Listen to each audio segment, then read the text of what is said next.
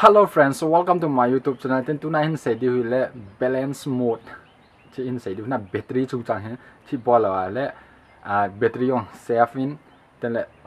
if on balancing ahin balance pa hai na. Tu hin hi chan pula kona zone again hin vet mane video interesting ni head na be hin then le funding a pa hai na. Hi chan pula kona zone again hin vet pe divin kan tem ve. Okay ki pan sang comment chula bunga hin ki pan ka video ha pula kona zone again hin vet pe jang ki pa thu ken se na. Kacen la thane lung seten like share subscribe nin bol pe divin kan tem ve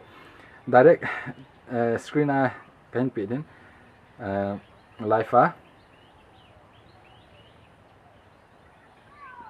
chahi balance mode a umin tele saving mode no umin na tele off yok me chahi ga sei nom chu le off a chu le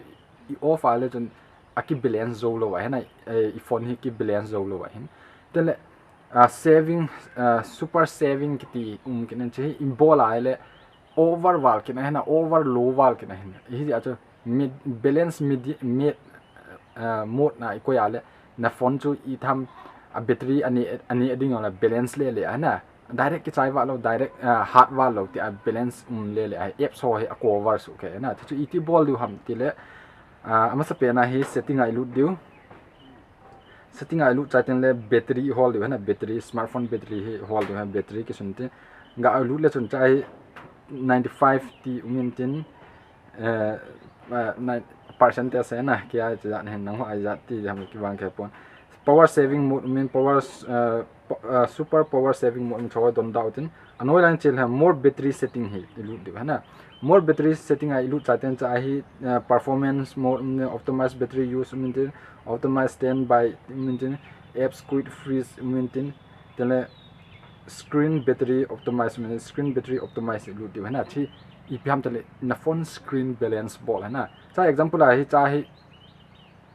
चाहे वांग direct नमू थेलो नहीं वांग न phone नंग न किवेट तेल न किहेट है ना example क्या है balance mode ना कोई जेन का off आ screen थेम का इथम वे power है ना तेले super power saving mode ना मी आले screen थेम का थीम ना कमु थीम जेब जे ना ते balance mode ना कोई आले medium है medium कितेले इफोनु ही